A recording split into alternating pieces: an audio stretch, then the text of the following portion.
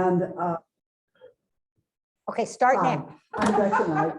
I'm a professor of history emeritus at Friends University, and I'm a writer of fiction and nonfiction, historical fiction and historical nonfiction. My most recent book won the award, the J. Donald and Bertha Coffin Award this past weekend at the Kansas Authors Club convention. So I'm really happy about that. It is here, and I'll show it to you in a minute, maybe even share the slide with it. Okay, so what I was asked to talk about today was writing historical fiction and nonfiction. And what have I learned through a period of about 20 years of writing for publication. My first book came out in 2021 and the second edition in 2007. And that was a history of the civil rights movement in Kansas called Dissent in Wichita, the civil rights movement in the Midwest, published by the University of Illinois Press. It won a bunch of prizes, and I guess that's the first thing I want to say to you. If you write nonfiction history and you get it published, most often you're going to have it published with a university press. And the way you make money off that is not by your publication, but by prizes. I received three $2,000 prizes for that, each $2,000 prizes for that first book. That's the most money I've ever made from any book that I have published. And since that time, I have another academic book, which is the one that won the prize last weekend. They met at Wounded Knee, a story of a Native American doctor and his Anglo wife and their lifelong work to try to change U.S. Indian policy. We'll talk about that in a little while. And then I've written 4 novels, and the fifth is hopefully going to come out by the beginning of the year. The first one was a civil rights novel called Maybe Crossings. And I think a couple of you, I think Jim has read this. Jim Potter, who's on, it's just been wonderful to read and write reviews of my books. And that's a tremendous thing to do for somebody. The second novel I wrote is not so much a historical novel, although there is history in it.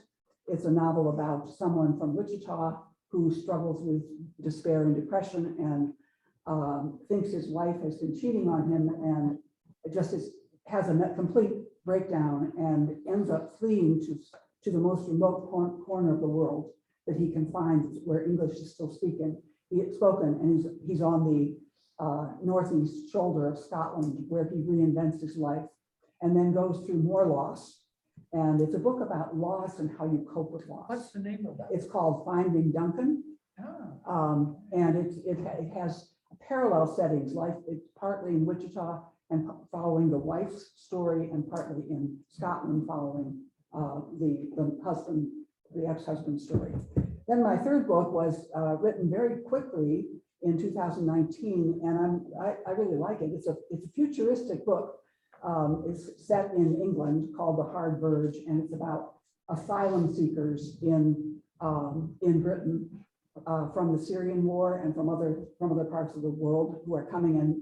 It's set just slightly in the future, when Britain is under an extreme right-wing government, and asylum seekers are facing a really difficult time, and a young woman journalist goes missing, and that's the plot line there.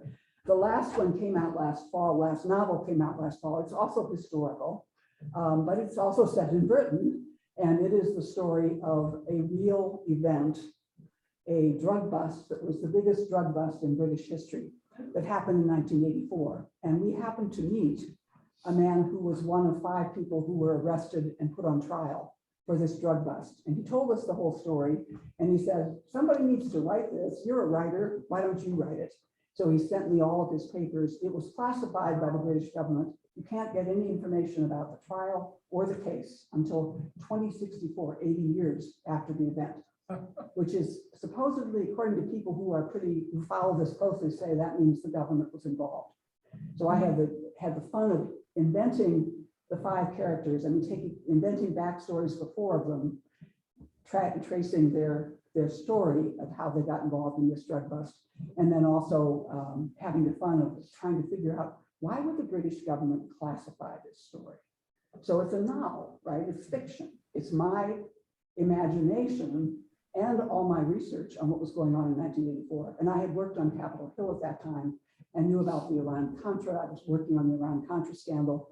So I was able to then meld that into my story.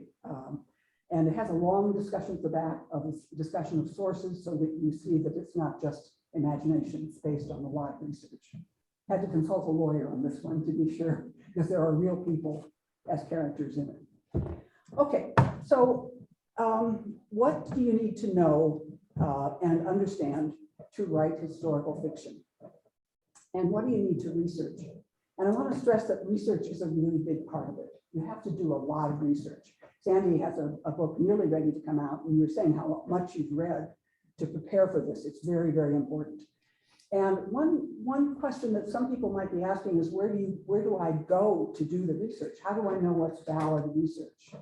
What I would say is go and do a Google search for the most reviewed books on this subject. And you'll get a list. And you can go into a university library site, and you can get on JSTOR or some of the academic databases. But you can just even start with just a Google search on the most reviewed books in this time, and read the reviews, and you'll find out some things about who's writing, what is their take on the subject, which books do you really need to read, or which articles do you really need to read, etc. Which books are bestsellers on the subject, because they may or may not be the most best researched books, but the public is reading them. So you need to be able to say when you finish, to say to a publisher, my book is different from the Killers of the Flower Moon. I don't know if you all read David Graham's book on the Osage. It was a best-selling novel a couple of years ago about what was happening to the Osage in the 1920s in Oklahoma. But it would be, somebody might, with the book that came out last October for me, the Native American book, I need to be able to say how my book is different and similar to that book, which was a bestseller, right? So you need to figure out who are the best-selling writers, as well as who are the most trusted academic sources. Now, when I say read reviews, we'll talk a little bit more about the process of this in just a minute, but it is important to understand that these reviews that come in journals, in academic journals, take a long time, because they send the material out, or an academic book takes a long time, because they send the material out to experts in the field to get their feedback. No publisher is going to publish a book like They Met at Wounded Knee until they have vetted it with people who are experts in Native American history. Right, so they send it out, it comes back, the process is called peer reviewed. So you get pages of comments, and usually you can almost, it's anonymous, but you can almost guess who might have reviewed your book, your manuscript, because they may say, well, you forgot this book, and it's a good chance it's their book that you didn't read, that they think you should have read, and they're right, you should have read, right? Okay, so read the books. How is your story going to be different? Ask yourself at the beginning, especially if you're writing, obviously if you're writing fiction, who are your characters? And pay attention to your characters. Pay attention to describing them.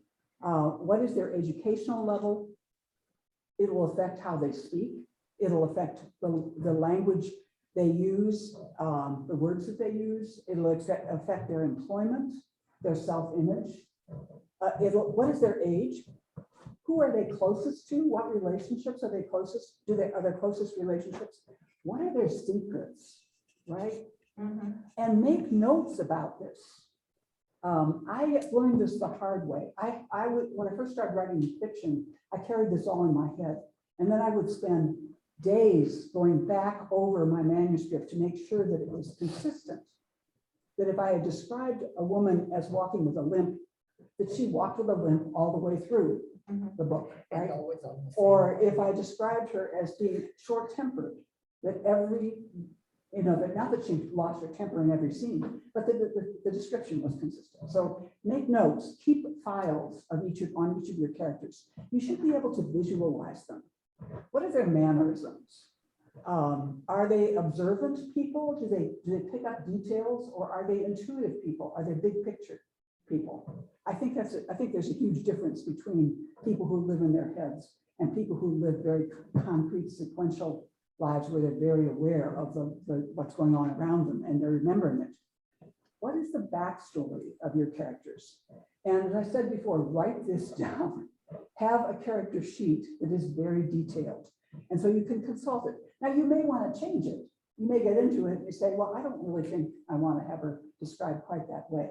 But then you know to go back and change it in your original character sheet, and also to go back and check, do a fine search for everywhere you've mentioned her to be sure that you have been consistent. Where do you start? Okay, I have different pieces of advice depending on what type of person you are. If you are a concrete, sequential person who notices details, and anybody who knows me knows that I am not, right? And I know it drives people nuts. Okay, if you're concrete sequential, you will probably outline the arc of your story. Where is it going to start? Where are the moments of change, of transformation in the characters? What are the issues that they're facing? And develop the arc of your story. How is it going to be resolved? I never do that because I'm not concrete sequential. Select a vivid scene to start with and draw people into your book. The best advice that I've ever had on writing, well, no, I've had a lot of really good advice on writing, but my professor, when I was doing my PhD in my 50s, my professor said to me, your first chapter is the most important, because people will decide whether they're going to read this book based on the first chapter. So it can't be boring. It has to really be engaging. It has to use language that creates a visual scene. And the first chapter of my first book was the Duncan drugstore sit-in, which nobody had written about, nobody knew. Nobody had really documented that it even happened. It was the first successful student-led sit-in in the United States in 1958 here in Wichita, Kansas. And I probably did 10 or 12 rewrites of that chapter.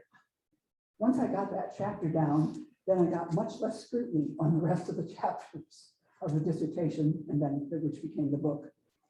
Okay, so select a vivid scene. That vivid scene can be funny or it can be dramatic.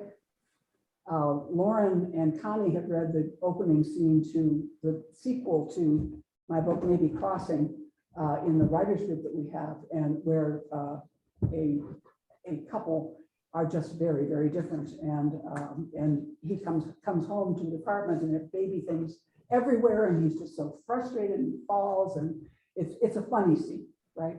They're not always, usually I don't write very funny scenes, but this is a funny scene, and that's thanks to my husband, Michael Poach, who's a very funny man, and who can read what I'm writing, and he can make suggestions, make it a little more humorous, lighten up. Okay, I'm going to share with you in a little bit what Hazel Hart told me when I interviewed her. She is a member of the Kansas Authors Club who writes a series of historical novels set in Kansas and self-publishes them, and they've been very successful for her. And one of the things, we'll come to her a little bit later, but one of the things that she said she is doing is she is taking the same period and the same basic events, but sometimes she's telling them from the perspective of a character who in the first book you thought was a terrible person. And maybe in book 4, you're seeing the story from his point of view. You may not think he's wonderful, but you have compassion for what he has lived through, his backstory. Okay, so where's your story going to end? What needs to happen for you to arrive at that ending? And you're thinking all this out, right? You're being very practical, very sequential, and you're writing it out. You're planning ahead. Okay, if you're not a concrete sequential person, you're a highly intuitive person like I am, you just start with what surfaces in your head. The book that I'm working on now, I wrote the first chapter. I wrote a chapter 2 years ago, and I cried all the way through it. And I thought, I just can't do this. It's too painful. I can't do it. I was killing off one of my lovely characters that I felt very attached to. And I set it aside for 2 years and then picked it up this past year. And, and it didn't become the first chapter, it became a later chapter, but by that time I was adjusted enough that he was going to die. So I could write this story. Okay, so you may not know where the scene is going to go, where it's going to lead you. What is the story about? And this is what they call an elevator speech. You should be able to tell someone about your book within like no more than 2 minutes, like the time you might have in an elevator. And that's hard, right? Because we're writing complex stories and we have characters we love. But if you can get that written down and then hold it in front of you, I mean, like, I don't do this, but I should put it right on the top of your computer. So this is your elevator. This is what the story is about. So you don't go down too many rabbit holes, right? Or when you go down the rabbit hole, you know to come back. And then you can later decide, is this important to keep in the story, or is this really not important to keep in the story? What do you know from your own life experience? We all draw on our life experience or the life experience of people that we know. I'm a minister's wife and a minister's daughter. I've been married to 2 ministers. I was a minister's daughter. My brother and sister-in-law are ministers, right? So I have grown up in the church, which means that there are just a lot of people's stories that maybe I didn't really know, because usually, I know definitely both husbands kept whatever anybody told them was private. I didn't, people would assume I knew, but I didn't know. But nevertheless, I was exposed to a lot of different kind of takes on life, right? Situations that people live with. So you also are going to draw on those experiences or those people, those characters that you have known. Probably you should not do what I do, which is I tend to use the same name, and then Mike says, you can't use her name. You can't give her the same first name. Change the first name. If anybody knows her or if anybody knows you, it'll be a problem for them to see that you used your first name. So change the names. What are your blind spots? Ask yourself, what are your blind spots? What perspectives do you have and that are going to maybe get in your way? When I wrote They Met at Wounded Knee, which I should probably bring over to show the little bit who are off the screen, I spent a lot of time in the archives of Smith College reading the letters of this woman, letters that she had written later in her life. And she was very bitter. And I did not like her at all. And for years, I had trouble with finishing the story because I liked her as a young woman, but by the time she got to be an old woman, she was a shrew, I thought. And I couldn't understand her. I couldn't empathize with her. I need to empathize with my characters. Even somebody who does bad things, I need to have empathy for them. So it took me a long time to reach the point where I began to appreciate what she was living with.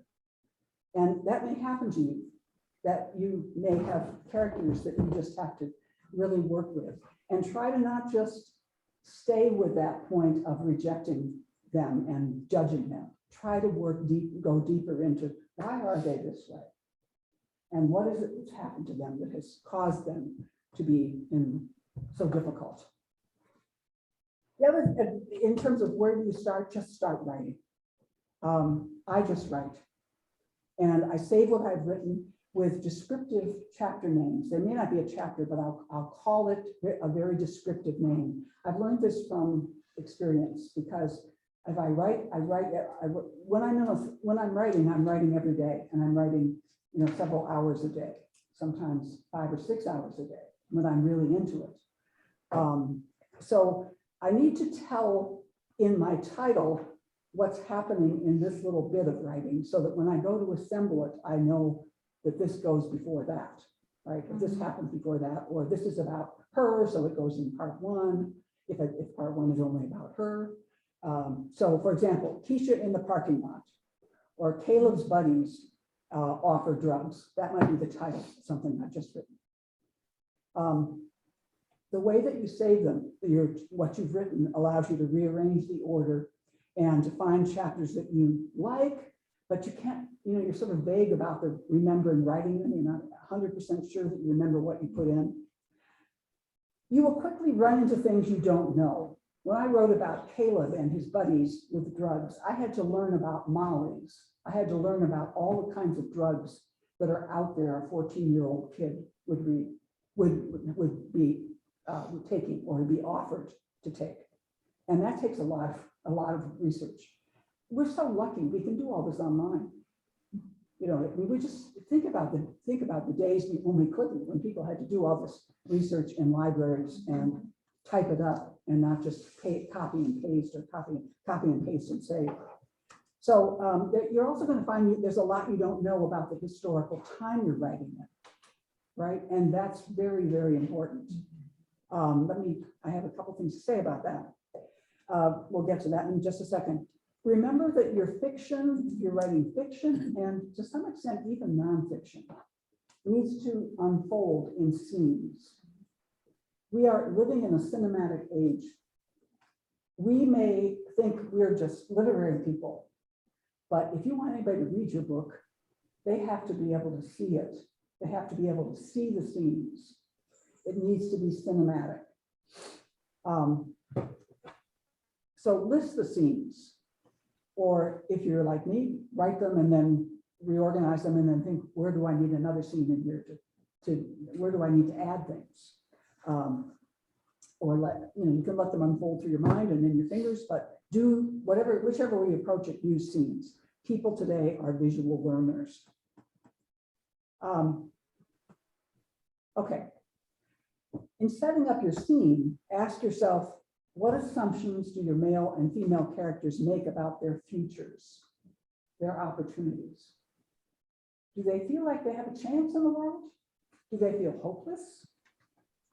Are they people who have been privileged to have life go just right? Everything they've done has turned out well. Does something happen that inverts that? Is your character somebody who's had a very privileged life and all of a sudden life smacks them and they have to crawl out of the pit?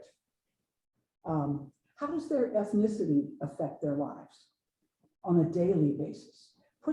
Try to put yourself, and if you can't do that, there's plenty of things written that will allow you to do that, about race, about ethnicity, about what it's like to be an immigrant, especially an immigrant who is darker skinned, or an immigrant whose use of the English language is not perfect, right? Or whose English language reflects the English language that is the national language of the country they come from. If you're Nigerian or Kenyan or South African, your English doesn't sound like an American's English, but it's the national language of your country, right?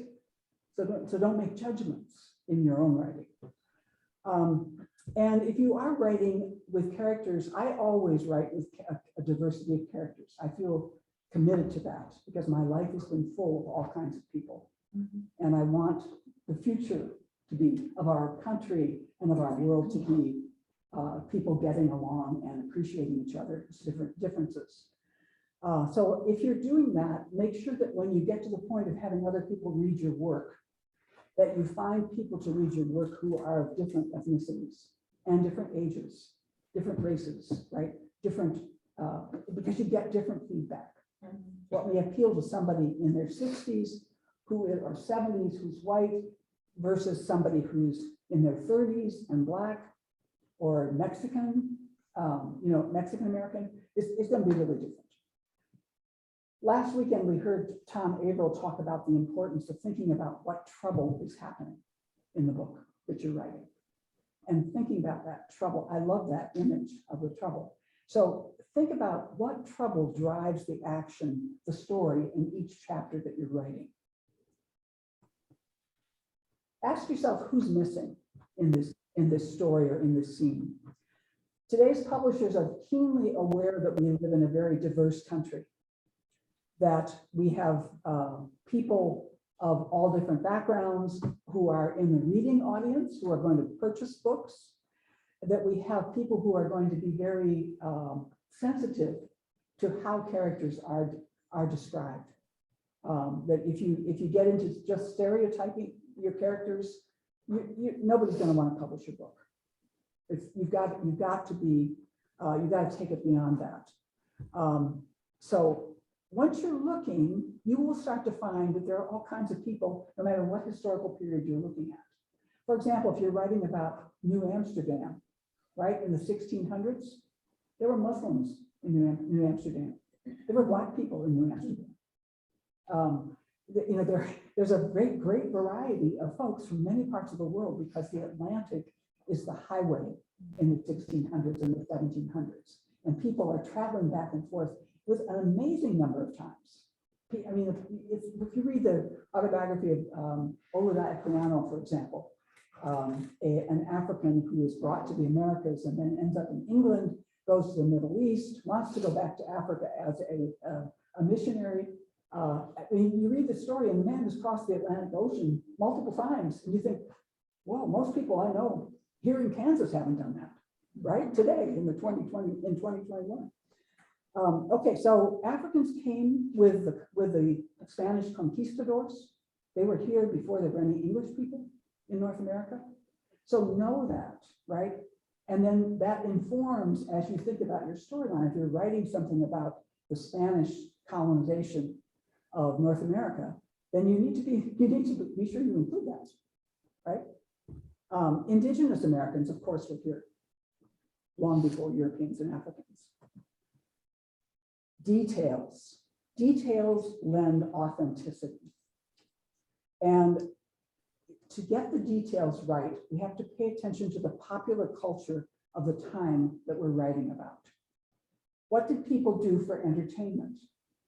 They didn't have movies to go to in the 19th century, but they did have Chautauqua communities that they might visit, where they would hear speakers. And they had Chautauqua communities here in Kansas, right? In Winfield. They had stereopticons. You may not know that, so just Google it. What entertainment did people have in the 1850s? Or I'm always having to go and say, what was the name of this? What brand name would the automobile have been that somebody drove in 1903? Right? What do I have to choose from? What brand names? That kind of thing. How has the vocabulary changed?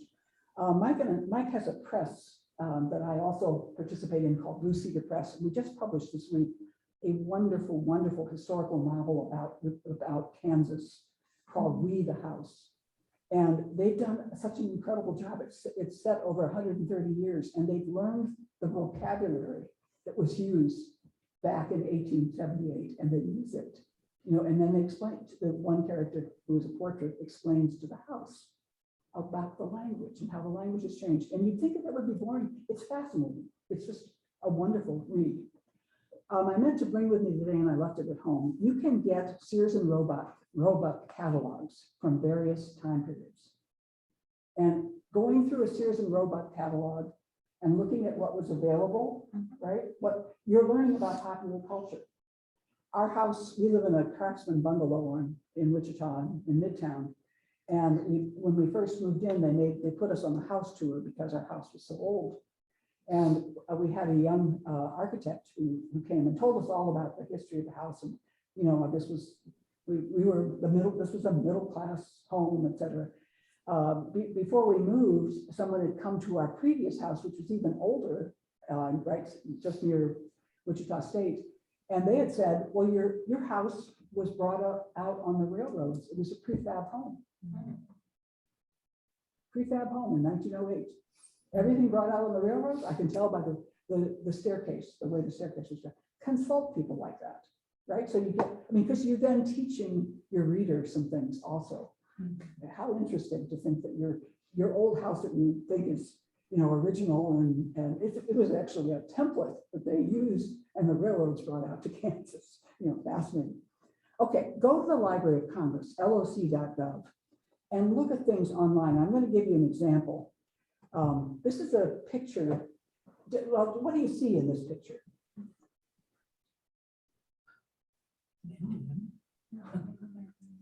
Speak up a little so they can hear you online. A Native American right in the middle. A Native American right in the middle of who are sitting all around him? Boys. White boys. They're actually Boy Scouts. Because he is the reason that Boy Scouting, he being Charles Eastman, right, the main character in this book, is the reason that Boy Scouts and Campfire Girls have Indian badges. And when he was in his 70s, he went to this big event and met with the kids. I love this picture. You know, I mean, isn't it? I just think it's a funny picture. It makes me laugh to look at it. And this is in the Library of Congress, right? So if you go to the Library of Congress photograph collection, you can get most things, many things are free. You can download pictures. You can add pictures to your book. You can, if you save it as a TIFF, T-I-F-F file, it's the highest resolution, which is what a publisher will want. But you can see these pictures. But more than that, if you're stuck for an idea, find a picture that really engages you. We're going to do this in a little bit as an exercise. Let me show you another picture, also from the Library of Congress. What do you see here? And you who are online, you want to get in the chat and share too, you're welcome to speak up or just talk. What do you see here? Is it even in America? A mass grave. It's a mass grave at Wounded Knee, South Dakota. You see the bodies stacked in a mass grave like cord wood. And what do you see around them, standing around them? Up on above ground. Soldiers. Those are remember, Custer was killed in 1876 when he and his men raided a peaceable encampment of Lakota and Cheyenne in Montana at Little Bighorn. And Custer's regiment, there's only one survivor, a black man actually, who was working with them as an interpreter. And Custer's regiment continued even though all his men were gone. So new people were recruited into that regiment. And in 1890, it was Custer's regiment that was called into Wounded Knee. And of course, they were ready for vengeance against Lakota and Cheyenne and Dakota people. And so when the bodies were pulled from the ground for miles around Wounded Knee, people were fleeing and were shot down as they were fleeing. And when the bodies were recovered and pulled in and then buried in mass graves, those soldiers did not become part of the group that went out looking for bodies. They wouldn't do that. It was Native people who went out with Charles Eastman, the doctor at the reservation, the Native American doctor at the reservation, leading them. But it's such a grisly picture, right? But if you think about it, if you go and look at a picture like that, think of the stories that you might generate just from looking at some of these photographs, right? So use photographs because use them to help you develop your story and think about directions to go in your story. Okay, this is going to be, maybe it's too hard to read it. Should I make it bigger? Make the print bigger? I can do that. Hopefully we can do this. Oh, that's good. Well, okay. Can you see it? No. All right. This is from my conversation with Hazel Hart. Hazel recommends, she self-publishes, and she recommends publishing with Kindle Select and writing a series of books. And her books, she said when she sells her books, her standalone books sell 1 or 2 a month. They get very few reviews. But if you look up Hazel Hart on Amazon and you go to some of her books, you'll see some of her books have 35, 40, 50, 60 reviews, which is what you need to get your book to the algorithms of Amazon up to the top of the list. You know that if you, Amazon is so cagey. I am not a fan of Amazon, but we use Amazon because it's the game, it's one of the one of the games you have to play if you're looking to be published. Okay, so what Amazon does is if you typed in the name of a book that you know the exact name and you type it with the right capitalization, the right punctuation, your book will not necessarily show up. You'll have to scroll through all these other books to get to the exact one. Unless you can play the algorithms to get your book higher on the list. So Hazel does that through using Kindle Select. We're trying that with this new book, Read a House, which means if you are a member of Kindle Unlimited, you can get it free on your ebook. And at the end of the book, they ask you for your ratings, right? 5 stars, 4 stars, 3 stars, 1, etc. And you can write some comments. Okay, so Kindle Select does, according to Hazel, means that's how she's gotten all these reviews. Kindle Select also gives you royalties according to how many pages people read who are on Kindle Unlimited. And she says that some months she makes $4,000 from her books that are on Kindle Select, which is like, well, bowls me over. I mean, that's incredible. Okay, so you have, if you do this, according to Hazel, and according to my own research, because we just put a book up on Kindle Select, your ebook, your title is up as an ebook for 90 days, and it will keep going unless you cancel it. So if you want to publish your ebook with Ingram Spark or with another publisher, you have to then, after 90 days, remove it from Kindle Select.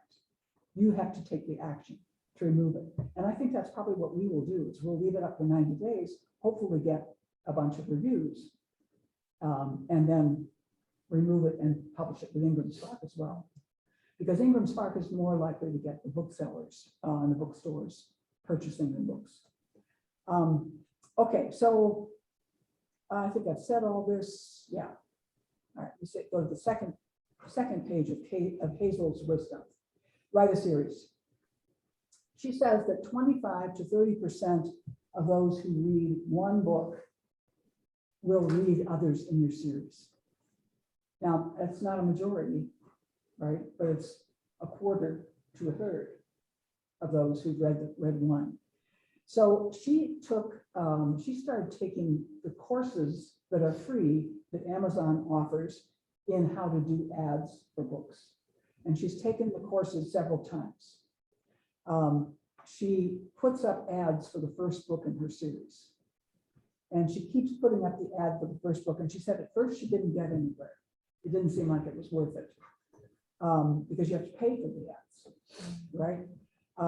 She said, make sure you add a hyperlink. She said add a link, but add the address. But I would add a hyperlink so that if you have an ebook, you click on it, it takes you immediately to the next book in the series.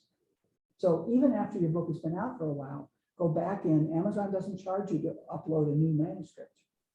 And all you have to add is the hyperlink, right? And if you can look up online how to add a hyperlink, it's really easy. And then somebody is reading the first book, they get to the end. Oh, there's another one that I can read right away. I've been reading Penny this year. I've read all 17 of her books, and I couldn't stop. You know, it just was like, I have to keep going reading the next one. Okay, so Hazel also said that she has 3 words that she uses to write her books. She writes about friendship, about family, and about faith. And she was very clear. I don't write about religion. I write about the values. When I say faith, I mean, what do people believe? What are their values? Mm-hmm.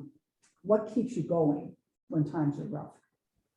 And as I said before, books in the series can tell the perspective from different characters, different book from each character. For example, she has an abusive stepfather in the first book, which is about the daughter. And then in book 4, you get the abusive stepfather's book. I mean, he's a major character in book 4. Okay, come on. Oh, I guess that's the same one. Last one on Hazel's wisdom. She says, take the Amazon ad challenge. It started this past week, October the 13th, and you can do it for free, and it runs for 10 days. She put up pay for click-sponsored ads, and she said, you don't make any money until people buy the book. If they click on the book, it's not enough, but they have to buy the book. And for 3 months, she felt like she wasn't getting anywhere with this. And then all of a sudden, she had $92 in earnings 1 month. And she said the problem with Amazon that you should be aware of, that she had not been aware of, is that Amazon delays 2 months. It's interesting because if you're publishing a regular book, they delay 3 months in giving you your money from the sales. But if you're doing the ads, they delay 2 months. So they charge you for the ads, but you don't get your money for 2 months. So she said all of a sudden she got a $600 bill from Amazon. She was like, where am I going to come up with $600? And then as time, she figured out how to find the $600. She paid it. And then at the end of 2 months, she had $4,000 from Amazon. Well, it's still, Amazon is still taking a big cut, right? I mean, if you figure 600 over 4,000, right? Amazon is making a lot of money from us. Okay, but the ads, she said, brought her book up. The ads and the reviews brought her book up to one of the top 100 historical fiction US books. That's pretty good. So when you go for, if you're searching for historical fiction, it comes up early on the screen. Okay. Her biggest success, she said, was when she let Amazon automatically word the ad instead of trying to do it herself, which I thought was interesting. Let them select the keywords. The problem is the cash flow. Okay. This is a message to all of us, including myself. When you're doing your research, be very, very careful to record your sources and even things like the page numbers. If you're writing nonfiction, this is especially true if you're writing nonfiction like this. I had at one point 600 footnotes for this book. And it was a good thing I did, because when my first draft, I had printed off, I was sending it out to publishers, and my computer crashed and I lost 6 years of work. But I had my 600 footnotes and I had a paper copy of the book.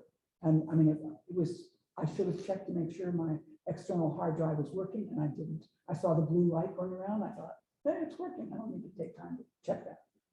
Check, right? But also, if you make all those notes, it doesn't mean that they're all going to end up in your book. It just means that as you move text around, the text will move the sources, right? So that if you write it all out, it used to be you'd write it all out, you would actually type it, right? You type it, and then you want to change things around. Oh my gosh, you have to take into consideration all these sources, because somebody may question what you've written. Okay, Yeah. so I'm writing a book and I'm using endnotes. I'm not doing it by the page, I'm doing endnotes at the end of the book. But you mean if I move around a paragraph that's endnoted, that it will move the The whole footnote, thing? yes, the endnote. Wow. that's Yeah, Word will move that for you. Yeah. And it's really, really important. You know, to be able to have access to those notes, even if they end up being cut from the final copy, or if they end up being combined, because nowadays a lot of publishers, if you are going to have notes in your book, a lot of publishers will say combine 4 or 5 things into one footnote, where they're trying to save space, save money, keep the paper, fewer pages, etc. Okay, so oversighting will keep you from going crazy. It really will. Trying to recall where you learned something. I know I saw that in a letter she wrote, but which letter? What year did she write? Was it 1890 she wrote that letter? I have no idea. It's in your footnotes. You saved it in the notes you made from what you were reading. Okay, let me get back to. Okay.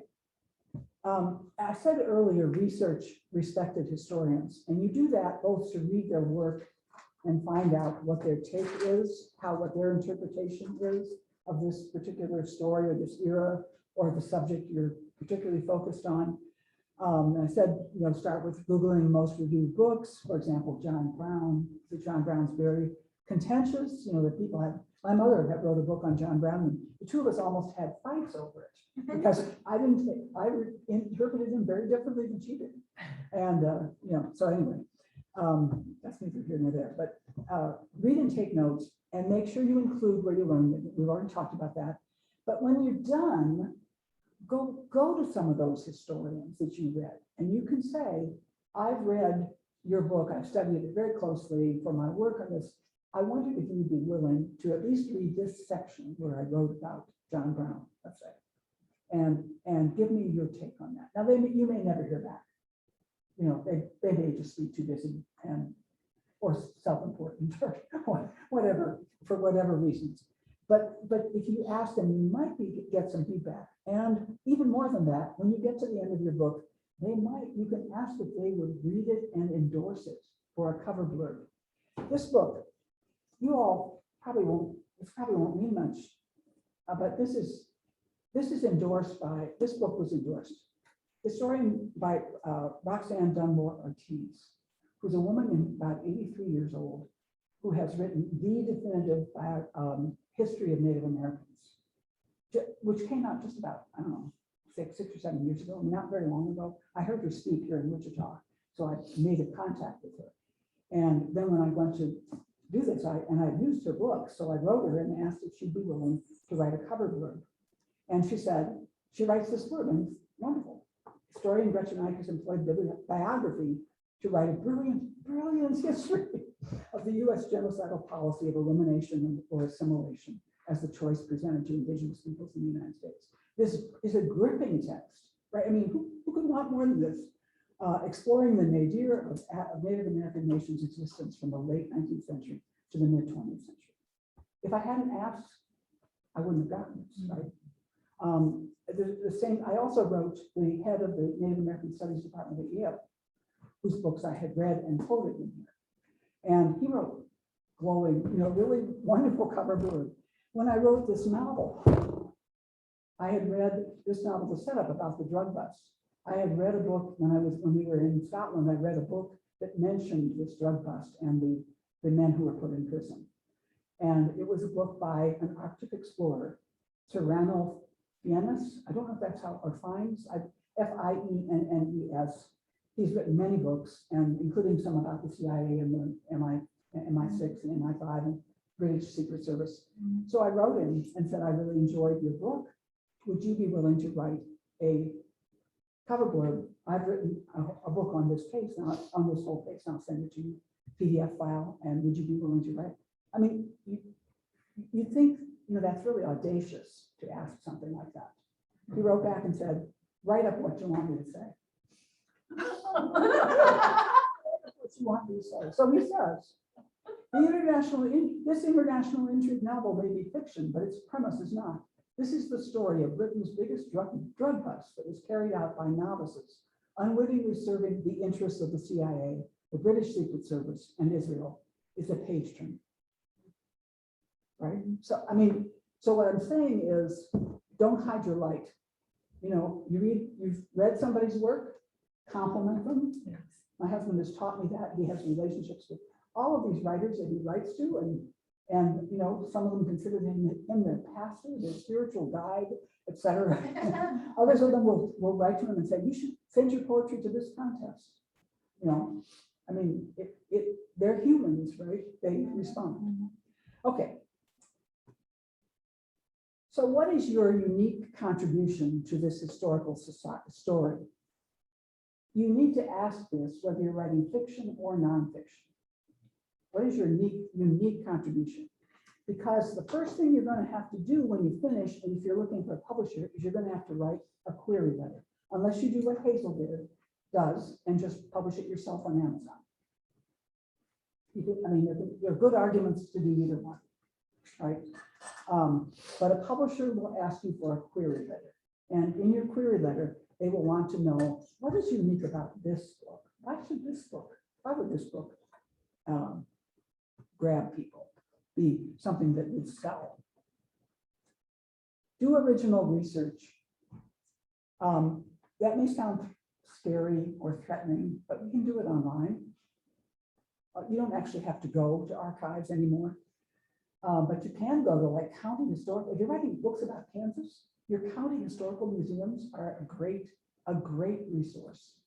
The book that we just published, Read the House, they went to the Harvey County Historical Society and they spent several days reading the trunks of papers that were the great grandfather of the author. The house was built by the great grandfather. So they read all of his papers in the Harvey County Historical Society. What fun that would be, right? How interesting. How much you're going to learn from that. Places like the Library of Congress or the National Archives or university special collections like at KU, the Spencer Library, Spencer Research Library, or ABLA Library at Wichita State, their staff will help you. If you're friendly, sometimes the staff are not. I mean, there's one staff person I try to avoid, but anyway, their staff are available by email and they're usually happy to help you. But don't just ask them a general question. Have very specific, contact them when you have a specific question. Like, for example, I got to the end of this book and I wanted to know, I hadn't read everything he had written. He had written 11 books and she had written 11 books. But I hadn't read all of the papers that he'd submitted to the US government when he was working for the Bureau of Indian Affairs. So I called the National Archives and I said, can you tell me, how much material you have that was written by Charles Eastman after he left he and his wife separated? And they came back and said, so many feet, so many yards of papers. Oh, well, he didn't stop writing.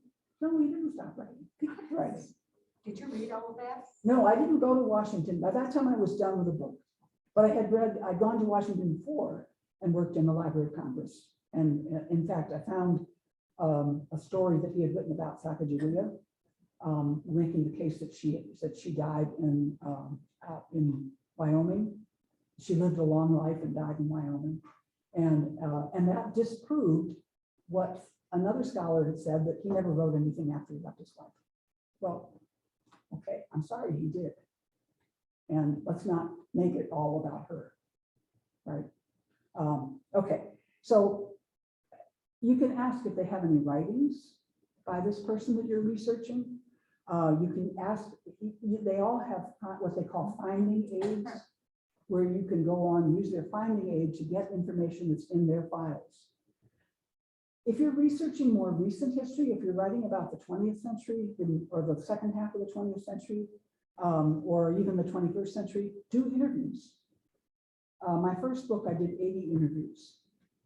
Make sure that if you are doing interviews, that you use what are called, that you make up a human subjects form, which is basically giving you permission to use what they tell you. And they sign it and date it. Now the biggest problem I have, can you guess? Where did I put those? Where did I put all those files?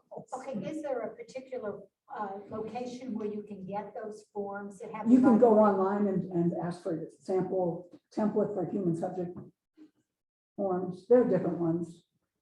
I mean, there's not one right way to do it. If you're writing more contemporary history, ask pastors to help you, or priests or rabbis, because they know who's old in their congregations, right? And they know who's been around, lived in the area for all their lives. That's how I got started with Dissent in Wichita. I was writing a book that I needed to get into the Black community and interview people in the Black community. And I needed to be trusted as a white woman doing this research. And pastors, one particular pastor said, you got to start off with this woman. I interviewed her. She died shortly, not long after. But I had her, I had all this wonderful material. And she knew that her story had been captured and would be in part of this book, right? It's really lovely. It's a lovely process to do these interviews. It changes you. Don't be afraid to contact people. I'm going to tell you something that happened with one of my undergrad students. They were working on the civil rights movement. They were working on women in the civil rights movement. And they knew they'd come up from a book that we were using in class. They knew that there was a woman named Diane Nash, who there has been no biography written about. but who was one of the most important leaders in the civil rights movement. She was the one that organized 300 people to ride the buses into the South. She was the one that organized the Nashville sit-ins in February of 1960. She's just an amazing woman. And I had her come out later, after this, I had her come out to speak here in Wichita, and she spoke at a conference I organized at Friends. Anyway, the student came and said, I can't find anything about her because nobody's written a biography of her. And I said, well, she's from Chicago. Let's just see if we can find a Diane Nash in Chicago. And we went online and we found her number. And the person standing in my office were calling on my phone. Hello, this is Diane. Oh my gosh, you're one of my heroes. Oh my goodness. I mean, I was stumbling all over myself. Well, of course, the student had a chance then to talk with her and interview her. And then I had her number. I could go back and say, will you come and speak at our conference? It was just wonderful. So don't be afraid to do something like that. We had a wonderful time when she was here in Wichita. She's just an amazing woman. And the reason she doesn't have biographies, she was trying to write her own, but it's been all these years and she hasn't done it. And she's my age, or maybe older actually, a year or two older. I mean, somebody's got to write her biography. All right. Okay, when you finish your manuscript, ask a teacher, a professor of history, or a historian at a library or museum to be one of your beta readers. Give them and any other readers that you approach, because you're also going to approach people from different ethnicities, right? Different races, different ages, and ask them to read it. And remember that some people are going to say, I can't read a PDF. I can't read it online. I need you to print it off. That's a lot of money, but you do it, right? Give them a list of what you're looking for. For the historians and the teachers of history and the museum people, you want historical accuracy. Are there things that raise questions for them as they're reading? Do they say, oh, that's not right? That happened with the book that we just published. There were several things that they had that I, as a professor of history, knew this wouldn't have happened by then. This technology wasn't there already, right? So we could then shift it around. So also for the other readers, ask them questions like, where did you just decide, I gotta put this book down, I'm bored, I can't read anymore, or where did a character make you say to yourself, I don't believe this, this scene does not work for me, this would not happen. A 14-year-old child would not have this conversation with his father, right? I mean, which is wonderful feedback. Wonderful feedback, because then you need to get to talk with some 14-year-olds and find out from them what they say. Okay, and then revise. Sandy's talked about that she's doing that now. She's revising, and you have to revise and you revise and revise. If you are going with a nonfiction manuscript and you're sending it to an academic publisher, or you're reaching for the moon and you're sending it to Oxford or Doubleday or Random House, I've often started there, right? And then usually I get told, with the first book, I started there.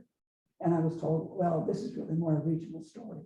So you need to go to the presses of the academic presses in your region of the country. Okay.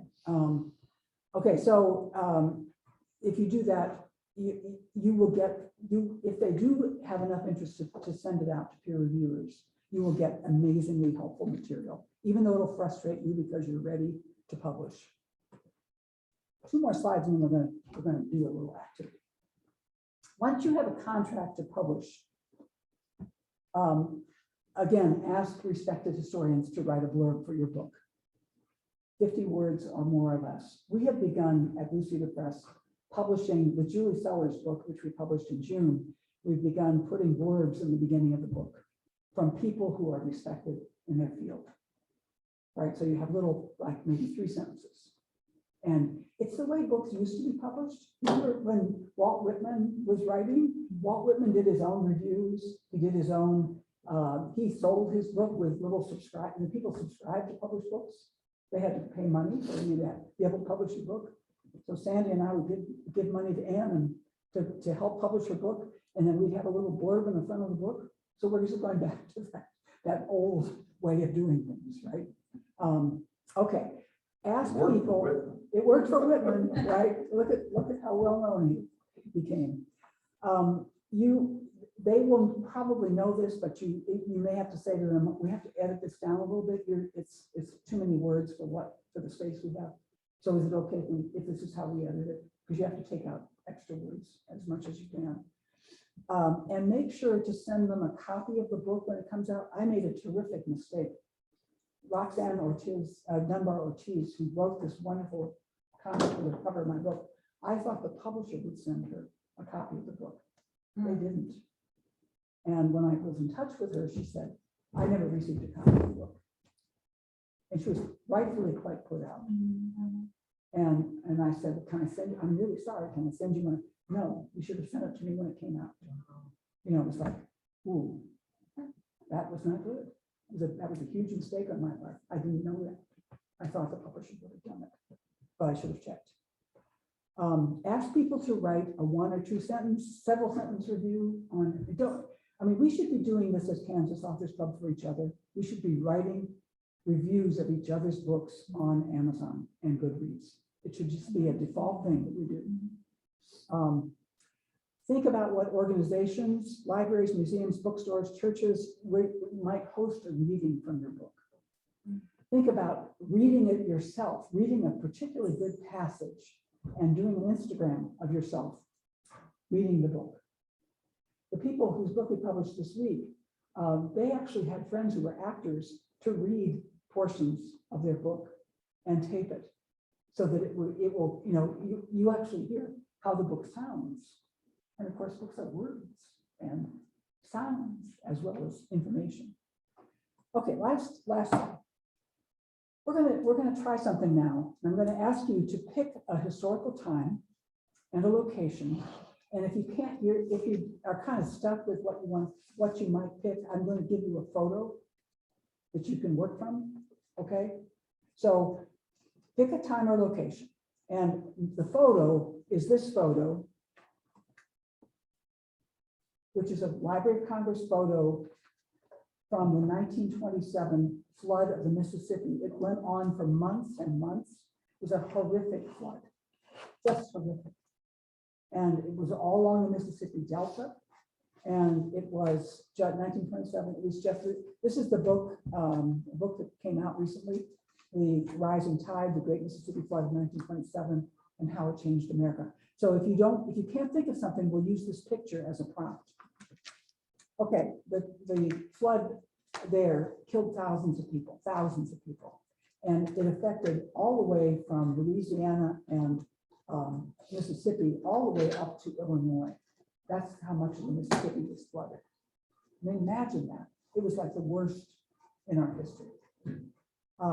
Okay, so I want you to make notes for yourself. What do you need to learn or research about this topic you're going to write on? That you're going to include in a novel, a short story, or a nonfiction. Okay, who are your characters? And write descriptions. Now, obviously, you're not going to be able to do all of this in depth today, but I just wanted to get started so you use this procedure. What scenes can you imagine right now? And just pick one. Pick a scene that comes into your mind that you could describe. Who is missing? Who needs to be made visible? Who's not visible?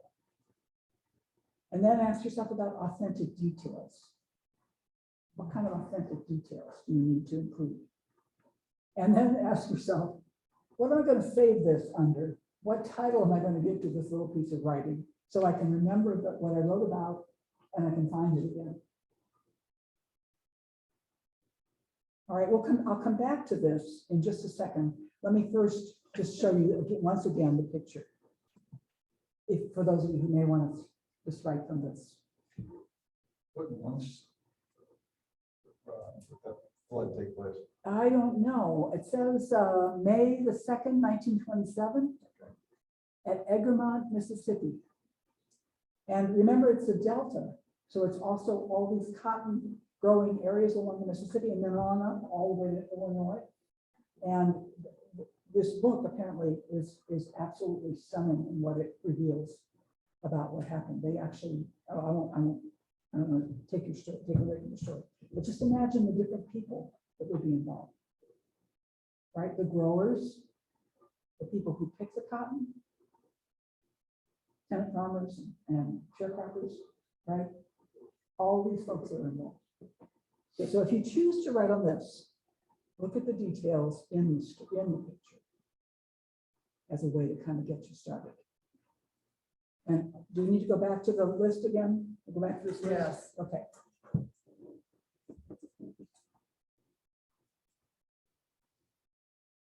Those of you on Zoom, are you able to see this all?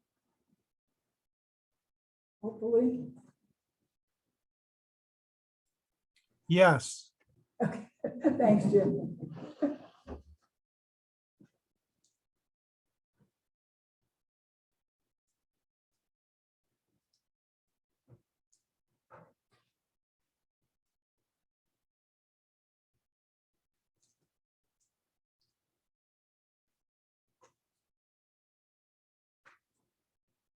And I should say, I'm also happy to share this PowerPoint with anybody who would like it. If just email me and I'll send it to you.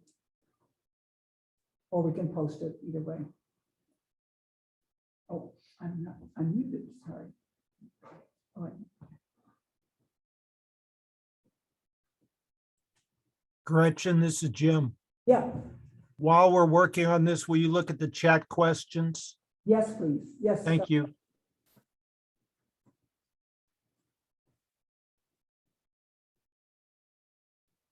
Jim is saying the National Archives is even more backlogged than it used to be because of COVID.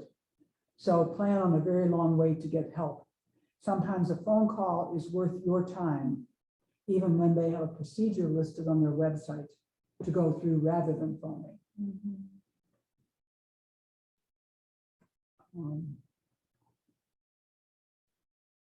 Okay, yeah, Jim also asks about the cost of getting permission to use photos from the Library of Congress or the Kansas State Archives. You have to look at each photo, and some there is a charge for, but there are many that there is no charge for from the Library of Congress. I've paid for photos. I have 20 photos in this book, and I had 30 in the original manuscript, and I paid for probably 8 of them, maybe. The rest were free. So sometimes you have, if you're on a budget, sometimes you have to just decide I can't afford to buy this one. I'm going to use one that's free. So is it probably like if it was a photo that appeared in Life or Time or some big news magazine, you'd probably have to pay for it. If it was an individual's photo, maybe not so much. Yes, Connie's asking if it's in a magazine photo, which might you have to pay for it. Often it may be if the person who took the photo is still living, or their descendants have maintained the copyright of the material, then you have to pay. I also was I befriended somebody who had written a short biography of this woman in this book. And he had befriended the family and gotten some pictures from them. And he had had his niece take photographs of the original pictures. So it was once removed.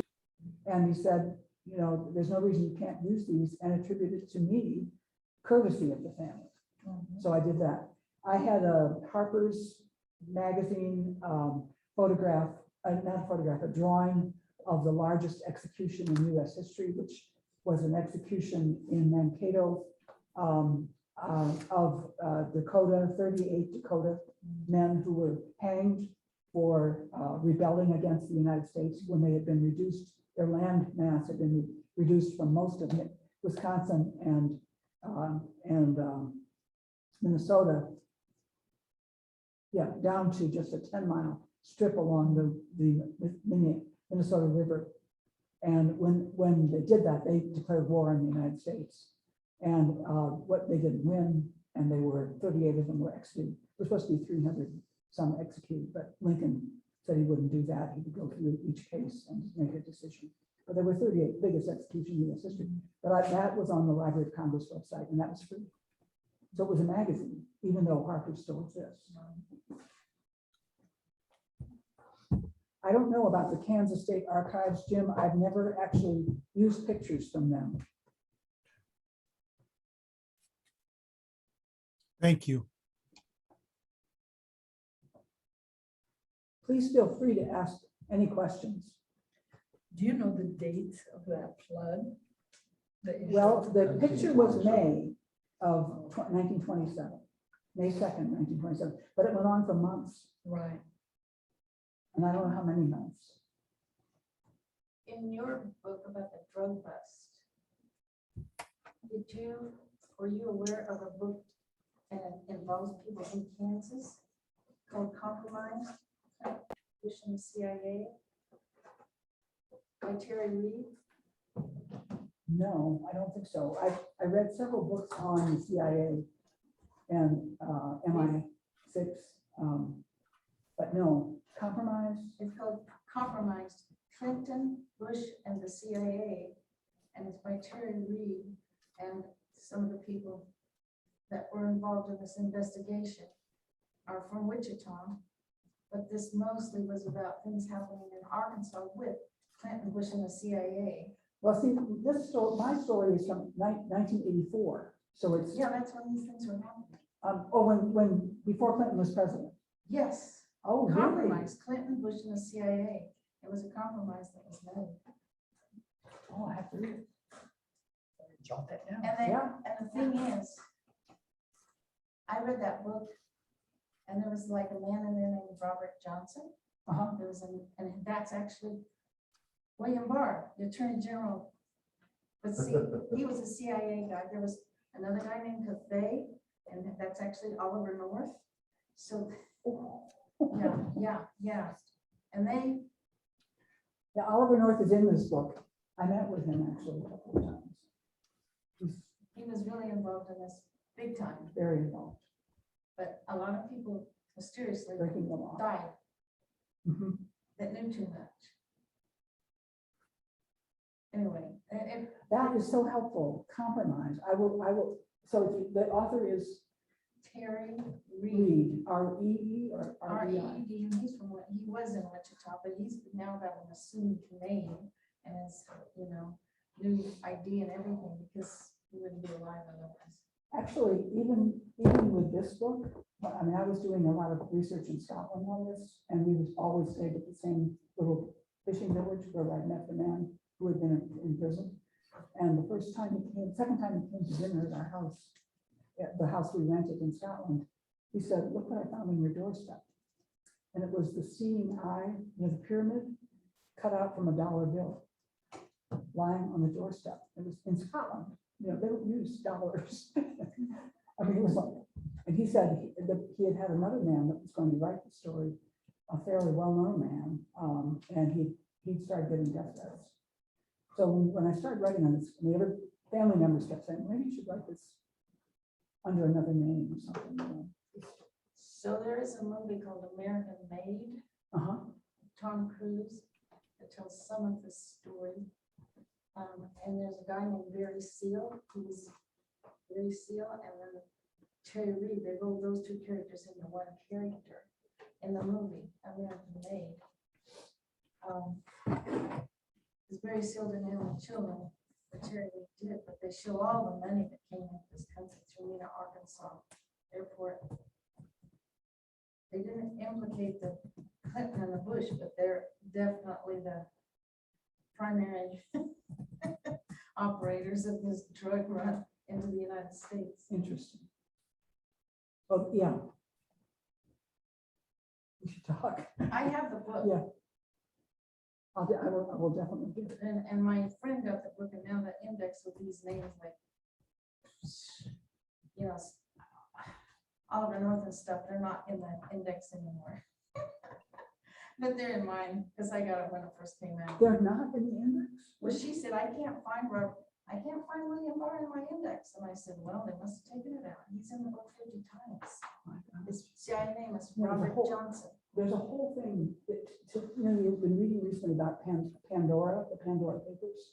Well, there's a whole similar thing that happens in the 80s that is the bank of the BCCI, a bank that laundered money from all over, including the CIA, but the PLO, the Iranian government, the Israeli government, they had no boundaries.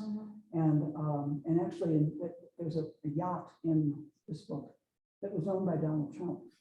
And he bought the yacht from this big arms dealer who owned it, Saudi arms dealer. It's just, it's a thicket of relationships. And the attorney in Maryland, this DA person was very involved in trying to get it to truth.